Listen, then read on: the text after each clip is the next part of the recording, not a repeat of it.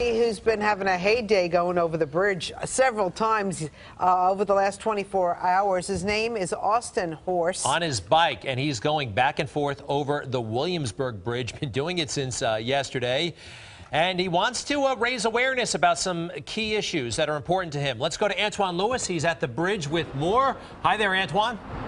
Greg and Rosanna, good morning, everybody. Let's meet the man himself, 35-year-old Austin Horse, joining us. We actually had him to take a break from going back and forth really quickly. We're going to let you get back to it, but as we were just talking about with Greg and Rosanna, tell us the main reason that you're deciding to do this. So the main reason I'm doing this, next year, late next year, we're going to have the L train shut down. Right. It's going to affect this neighborhood. It's going to affect all of the neighborhoods to the east of us. It's going to affect Manhattan tremendously. A lot of that ridership on the subway, it's going all over the place, right? And a lot of it is going to come to the bridge, but we're not really sure how much it's going to be. If you look at past transit crises, the models from there show either a doubling or a quadrupling of the amount of cyclists. This is already the busiest bikeway in the country.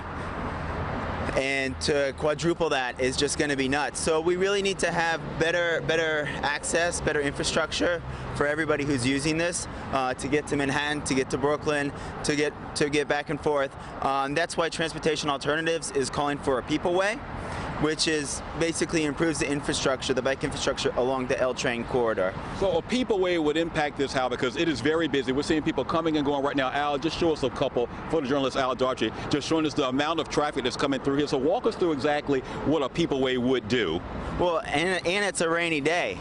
A People Way, there's a lot of different ideas, but a big part of it is the 14th Street corridor. So, you know, if you're trying to get to 14th Street in Manhattan from here, it's not gonna work on the subway. You're gonna have to take a bike or something like that. Okay. So we need to have better routes up to 14th Street. We need to have better approaches to the bridges. We need to have better approaches on Delancey. Everyone knows Delancey. It's such a mess. When you ride your bike across the Williamsburg Bridge, you're dropped in the very center of Delancey. So, you know, we've put up with that because the city does what it does. You know, it's like it's a bridge, so they can do what they can. They can only do what they can. But with so many new cyclists, we need to do better. So now, when did you start? And just tell us, the total amount of trips that you will do will be 230. That's about what, climbing Mount Everest, or? Well, actually, it's 264, which is the equivalent altitude, 29,029 feet of Mount Everest. So if you do that in crossings over the bridge, each time I go over the bridge, I'm almost there, and it's basically 264 times I have to cross the bridge. So when will you be done? And you seem to be in pretty good shape. What time did you get started? I started about this time yesterday. I started at 8:20 a.m. So everything, it's this cycling feat that people do in other parts of the world. Usually they do it on a really pretty mountainside. You've got Williamsburg, Brooklyn. Yeah. Which is still pretty. Let's let this New England Express guy get by there. It has its charm. Yeah, this is my neighborhood. I live a couple blocks. The bridge is actually out my back window. You know, my local bike shop is just a block from here. Let me ask you this. If you could have the ear of either your city council person who represents this area, the mayor's office has been talking about the expansion of the city bike program, which goes to your point about the increased number of people that are going to be trying to find alternatives as they deal with the L shutdown when it happens next year. If you could have the ear of one of the politicians, what is it you want to make sure they know about what you're doing and what Transportation Alternatives your mission is? Yeah, sure.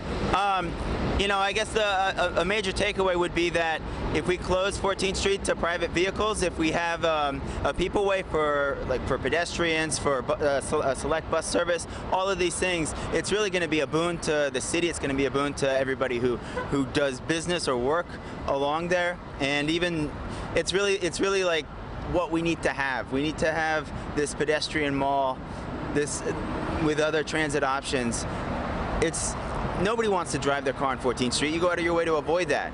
So why do we still have it as the way it is?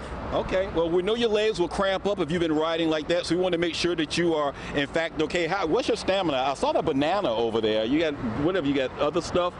Yogurt or something, or? No, I mean, I've been riding for over 24 hours. Okay. So yeah, basically bananas, Pickle juice and Red Bull is what's getting me going. Bike fuel. All right, we're going to get a ride off for you as you make your way safely. I'm going to send things back into the studio. Greg and Rosanna, you heard the man saying he's on a mission here for the journalist Al Darch. He's going to give you one last look. You be safe, and congratulations on what you're doing. Yeah. All right, we'll check in with you later. Cool, thank you. All right, man, be good. So there he is, Greg and Rosanna. He's going back across the Williamsburg Bridge from where we are on the Williamsburg-Brooklyn side. He's on his way. We'll send things back inside to you. All right. An all-nighter, all-night bike ride that continues. Thanks a lot there. Maybe pickle juice would help me in my bike riding. Did he say, yeah, he said pickle juice, right? Not eating pickles, but the pickle juice.